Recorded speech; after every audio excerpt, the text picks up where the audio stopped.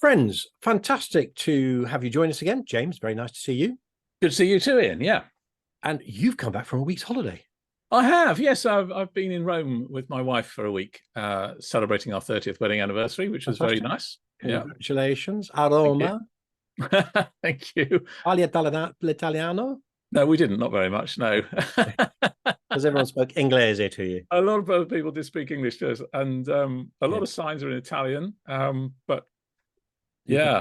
You can make sense of it. And they have enough signs in English in Rome, don't they? They do. Sorry, I mean, in English. Yeah, they do. I mean, they unbelievable. I mean, sometimes they have a sign in English, but not in Italian.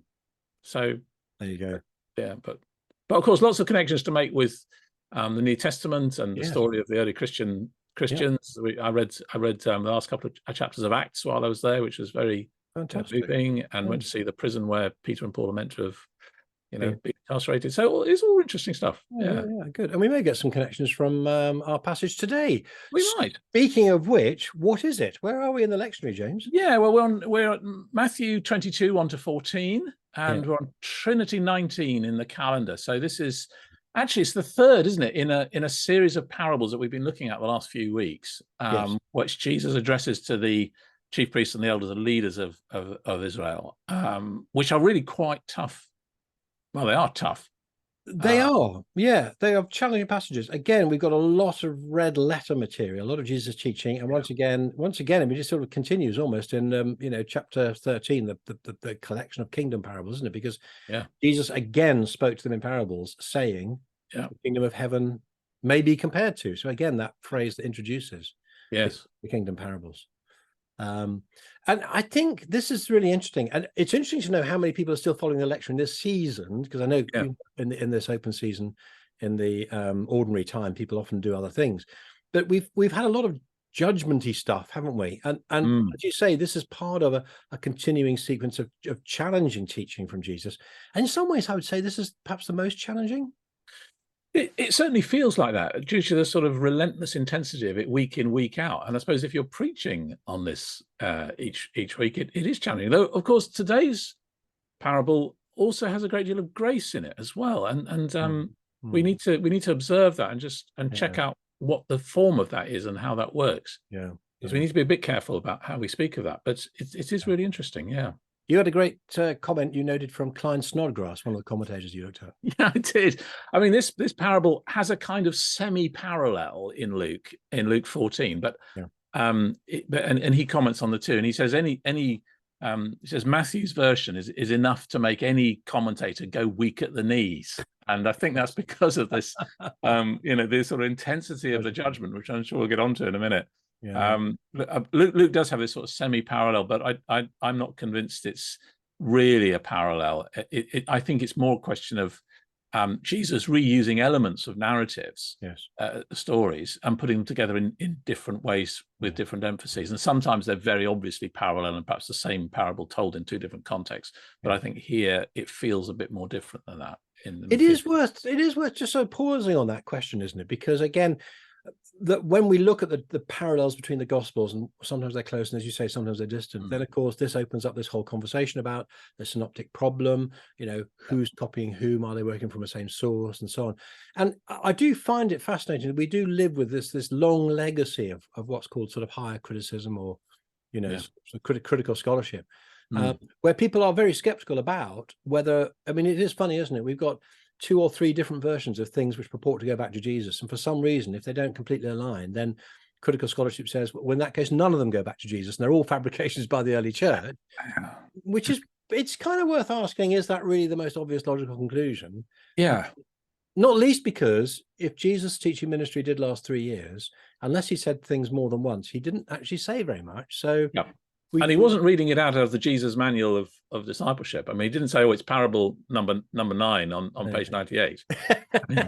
These were oral memory, wasn't it? And one of the great things about the way in which Jesus taught was he was responding to the people in front of him in the different contexts he found. So of course he's going to retell stories. And actually, to be fair, we do that ourselves. And if we're telling a story to the family, a funny story in the family, we'll tell it differently to if we're doing it to some friends or to a congregation or something like that. I endlessly manipulate my stories from the pulpit for different congregational You contexts. edit them, I think, James. I edit them. You're selective in your. I'm selective, but I tell them in a way to make a point and to draw us, and actually particularly to draw a certain kind of reaction. Yeah. And if you're telling it the same kind of story using the same material, you'll adapt it and use different bits in different contexts to make different points to different audiences. Of course you will. So we know this really deep within us. Yeah. Okay, fair dues. I think I'm convinced. But folks, just a reminder then, do be part of the conversation. I mean, do you have a view on that? Do you think it's important? Is it an issue for yourself, for members of your congregation, about seeing these differences? Because I think one of the things that I've been very conscious of is that, these kind of things which we study when we're doing theology, our ordination training, actually ordinary readers of the Bible notice these things. Yes. Oh, that's interesting. In Luke 14, there's a very similar story. Oh, but it has some differences. I wonder why that might be. People do ask these questions. They do, absolutely. Yeah. Well, let's have a little look at the text in detail. So the kingdom of heaven may be compared to a king who gave a wedding feast for his son. Well, that's kind of interesting because we've already had these characters of the king or the master or the lord of the vineyard, and a son and workers and so on. So, but this parable has got quite a different sort of feel to it, really, hasn't it, from the previous examples?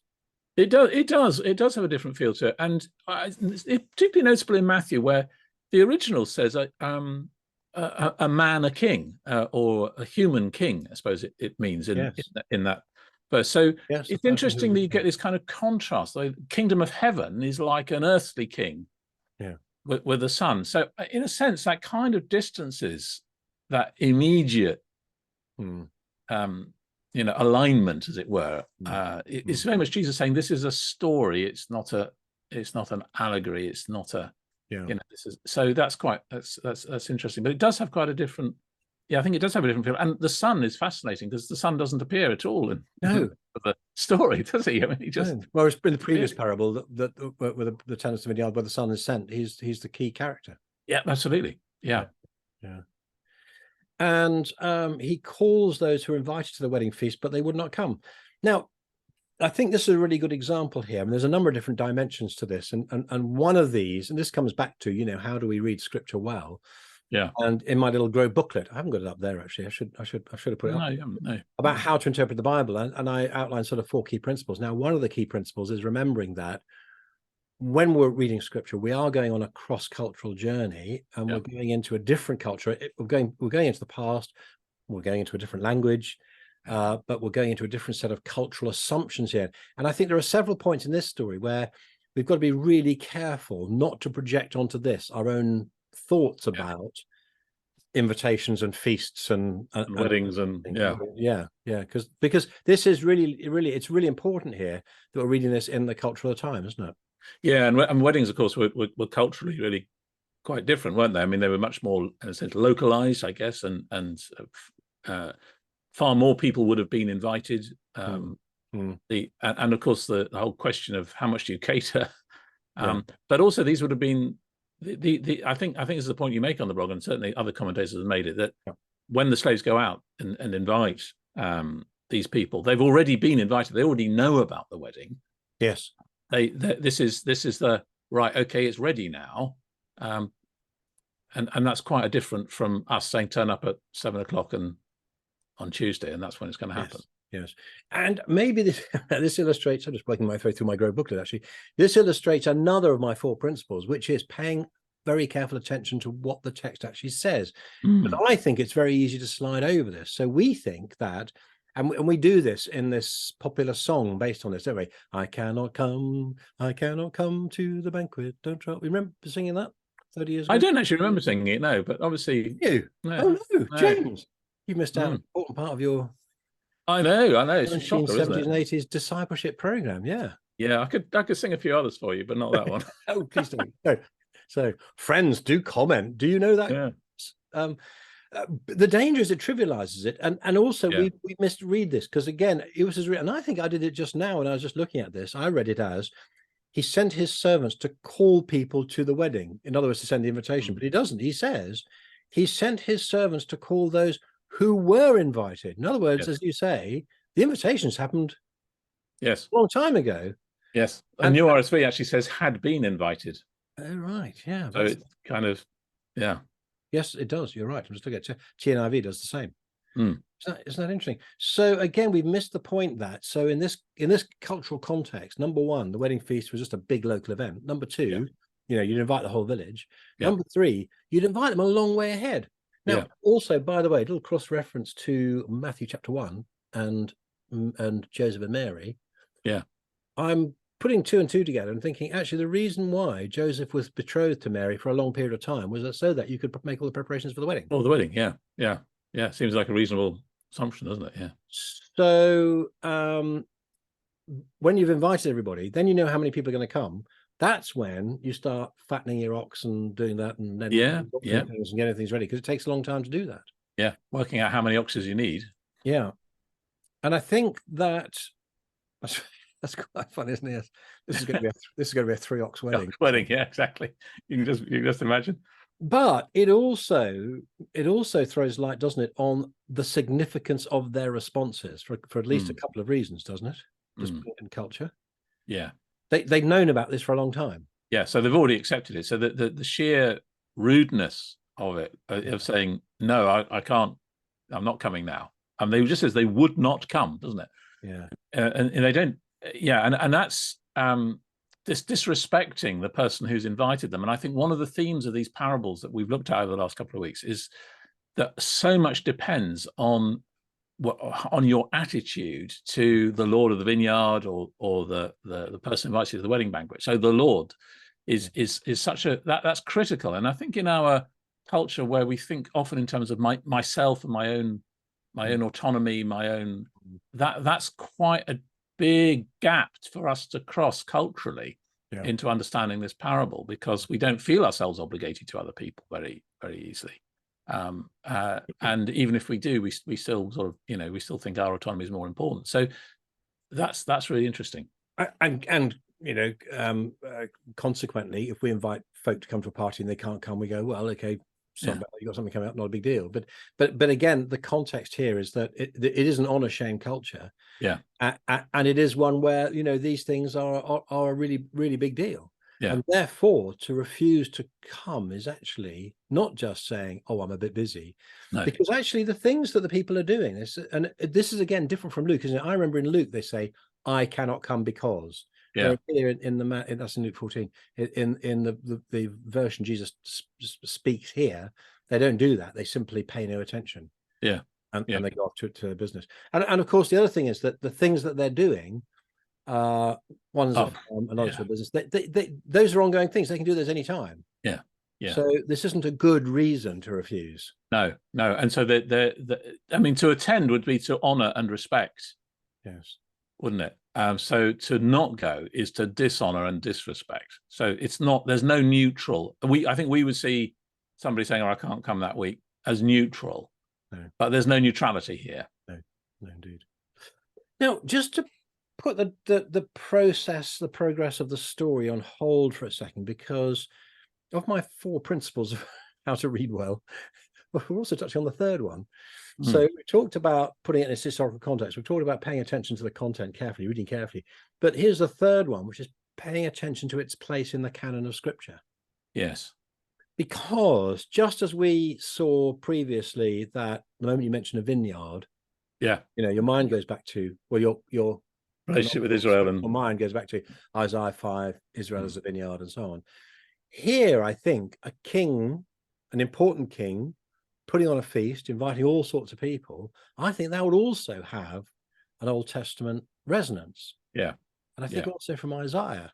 Yeah. So we read in Isaiah 25, on this mountain, the Lord Almighty will prepare a feast of rich foods for all peoples, a banquet of aged wine, the best of meats and the finest of wines. On this mountain, he will destroy the shroud that enfolds all people. He will swallow up death forever. Yeah. So here is a kind of, whereas we had a more direct connection with the death of Jesus in the parable of the wicked tenants, here we have a slightly more oblique one, don't we? Because in a sense, if you do read this in its biblical context, you do see an allusion to Isaiah 25. You say, oh, that's interesting, isn't it? Death will be swallowed up forever, which of course Paul cites in 1 Corinthians 15. Yeah. It's certainly messianic, isn't it, in that sense? And it's somewhat eschatological. It certainly would have been in Isaiah's day, I suppose. Mm. And it is in a sense here too, and that's true nearly always of wedding banquets in the Gospels, isn't it? That's so once, as you say, you hear the vineyard resonance, you get that one. The wedding resonance is another one, which is like a trigger to tell us what it's about. Yeah, and because in the narrative of the Gospels, Jesus is referred to as the bridegroom, which is why his disciples aren't fasting when he's with them, of course. Yes. And then, of course, that anticipates the heavenly banquet in the end in Revelation 21, where the new heaven, new Jerusalem comes down, new heavens, new earth. Yeah. So, which, of course, we anticipate weekly when we share communion together. Yeah, absolutely. Yeah. So we are eating and drinking as an anticipation of that banquet of rich food for all peoples and a banquet of aged wine. Yes, hence bread and wine. Yes, it's the food of the kingdom of God. Yeah. And then we get to the first of the two really challenging bits of the text. Now, it is shocking. I think this is the thing that probably is making Klein Snodgrass weak at the knees, isn't it? The first. They treated the servants shamefully and killed them, and then the king was angry and sent his troops and destroyed those murderers and burnt their city. Which kind of slightly comes at you out of left field in this parable, doesn't it? It does. Well, there's a wedding and there's a feast and a celebration, but people can't come. And then the king goes and kills them. You think, oh gosh, this is what's going on here? Yeah. I mean, it is. Well, I mean, first of all, I think the treatment of the slaves by those who won't come is shocking, isn't it? I mean, you're just refusing an invitation, that's shocking. And then, yes, the king was enraged. That too is shocking. Though, of course, once again, going back to your 4 principles, you've got to try and understand this within the context of the day. And for Matthew's readers and also for generations after that, of course, the destruction of Jerusalem was all too real, wasn't it? I mean, it was either imminent or you could read the signs politically. Certainly in the 60s AD. I mean, Jesus read them a long time before that, of course, but in the 60s, and Jerusalem was sacked essentially by Vespasian and Titus in the Judean Wars. No, you were reminded of that when you were in Rome last week. Yeah, I was in Rome. Yes, I mean we went to the Forum, and of course the Arch of Titus, which was built in honor of Titus's victory in the Second Judean War, was there with the carvings on the side. The carvings, showing the Jewish menorah being carried off, all the temple vessels being carried off by Rome. So this was considered a huge victory in that period, and the very fact that Vespasian, as then subsequently became emperor, then sends his son to deal with the Judeans, just tells you how seriously Rome took this opposition to their own religion and rule and everything.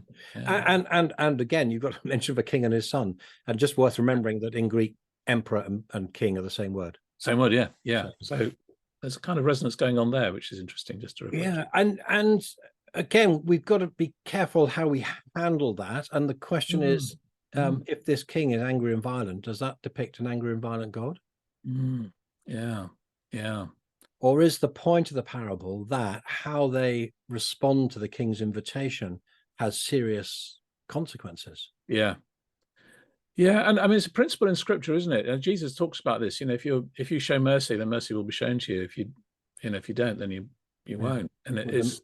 With the measure you measure, it'll be measured to you. Yeah. If you live by the sword, you die by the sword. This is pretty grim stuff. But it's actually something that instinctively we kind of understand, I think. Once again. But yeah, still it's a tricky one, isn't it? Tricky one. It is. And just again, Craig Keener picks this out in his commentary on Matthew. Refusing to come, the guests insult the dignity of the king, who counted on their attendance and graciously prepared food for them. So this comes back to the comment you made at the beginning, which is that there's a theme of judgment all the way through, a double theme of judgment here. But there's also the theme of grace, which is in fact the problem that those who have not come demonstrate, is that they refuse the gracious offer and invitation. They refuse the provision that the king has offered them. Yeah, and thereby prove their own unworthiness, don't they? And this struck me again really forcibly, just reading in preparation for our conversation, which is that there's an extraordinary irony in verse 9 into verse 8 into verse 9, which is that those who've refused this gracious invitation of a lavish free provision of a gift for them to feast on, those who've refused it have shown themselves unworthy by their lack of response. But then the response to the king is to go and gather other unworthy people. I mean, it's very striking here, isn't it? Go therefore to the main roads and invite the wedding feast many as you can find. And the servants went out into the roads and they gathered all whom they found, both good and bad. Yeah.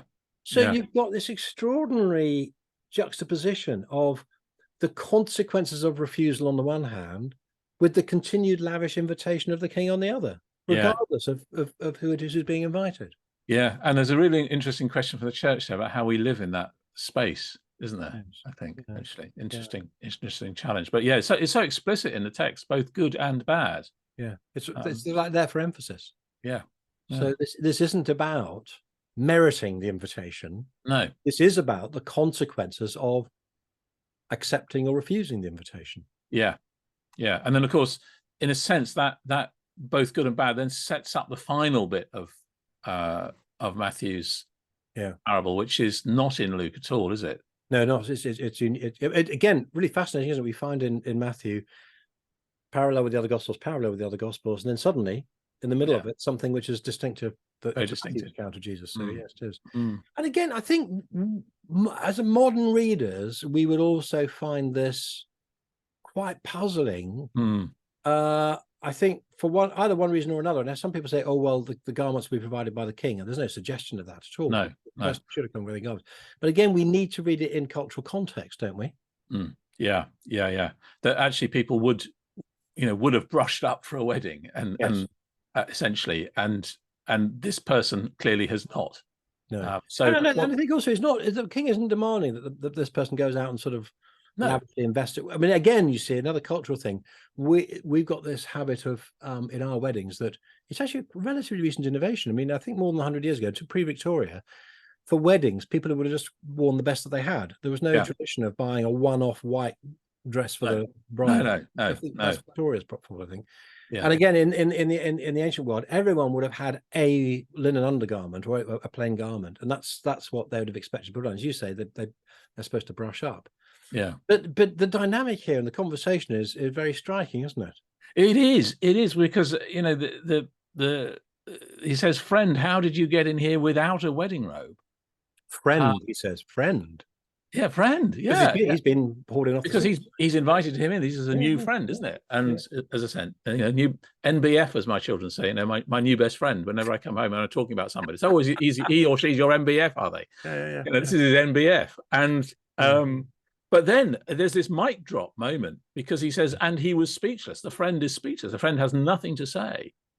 Because he knows perfectly well. That's what he knows perfectly well what he's up to. He's trying to get in. He's trying to muscle in on a decent meal, without respecting the Lord who provides the banquet. Yes. And I think that's, once again, you're back into what is the attitude of what is the attitude of the characters here to the person who's in charge, and that resonance through all these parables is very strong, I think. Yeah. And it seems to me this sort of double move. You've got the dynamic around the invitation, refusal, and acceptance. Then you've got the dynamic around coming in. I mean, would it be fair to sort of relate those two issues around our accepting of the invitation of the offer of free life in Jesus on the one hand, and our ongoing discipleship in living out that invitation on the other? Because that certainly fits with the dynamic we find all the way through the New Testament. So on the one hand, in Paul's writings, he's always talking about the free gift of the Father in Jesus and justification by faith and all that kind of thing. But on the other hand, he's saying, live a life worthy of the calling with which you've been called. Yeah. And we've had this language of the wedding garment is very often, the clothing is very on saying, well, will you put on Christ? Will you grow into that garment? Will you live that life worthy of your calling? Yeah. Yeah. And we've had this strange separation, haven't we, in Western Protestantism about really, I suppose, between these two things of receiving Christ and saying, hey, I believe and I trust in him, and actually being discipled. We actually talked about that in our service, the other Sunday, and actually that's the whole discipling thing. The idea that you could live as a Christian without being a disciple of Jesus is such a weird thing in scriptural terms, but it seems to be something that Western culture has kind of allowed to happen, and this kind of parable challenges that absolutely directly, doesn't it? It does, yeah.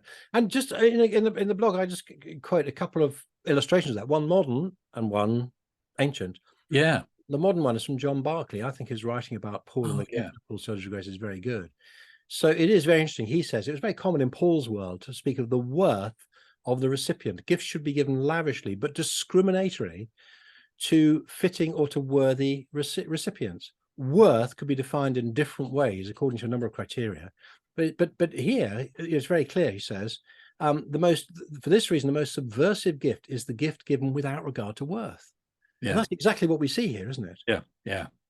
So those who are invited in are both good and bad. And yet he goes on to say that actually, although God gives things, he gives grace unmerited. He expects there to be a response. So God, the word Barclay uses is that grace is not unconditional; it's unconditioned. Yeah, it doesn't depend on your worth received, but it does require a response. Yeah. And the other bit from slightly older is Calvin. Let's go back to Calvin. Yeah. We don't often cite Calvin. We don't. So perhaps we should do more often. If you like us to recite more from Calvin, then do put some Calvin in the comments. But Calvin says this: as to the wedding garment, is it faith or is it a holy life? This is a useless controversy, for faith cannot be separated from good works, nor do good works proceed from any other source than faith. Christ intended only to state that the Lord calls us on the express condition of our being renewed by the Spirit, and that in order to our remaining permanently in the house, we must put off the old man with his pollutions and lead a new life. Which I think puts it very well. It does indeed put it very well. Yeah, yeah. And who's the last comment I quote? Bailey. Kenneth Bailey, in commenting on the parallel or the so-called parallel in Luke. Judgment, he says, is self-imposed. Those who refuse the initiation to cut themselves off from the fellowship of the host and the guests, and they choose not to taste the banquet. Yeah, it's interesting, isn't it? Because there's no judgment in whether in the offer, the invitation, you can be good or bad. There's no judgment about that. The judgment only comes in the response. Yes, in the response of coming, and in the response of living in the light of the invitation. Yeah, yeah. Well, James, gosh, that's good stuff to get our head around. Thanks very much for the conversation. Friends, I hope you found that useful. James, we asked people to do 4 things if they have found it useful. Oh, yes. Yes, so... do like the videos. Yeah, thumbs up for us. That'd be fantastic. Do subscribe to the channel. Yep, a button should be coming up just now. You can click on that and subscribe. Do share on social media. Click on the link. And do comment either on the YouTube channel or on the blog. Yeah. And tell us if you think we've got it wrong too. That'd be absolutely. Yeah, we had some very helpful responses. Indeed. Folks, lovely to see you. James, thank you very much. See you next time.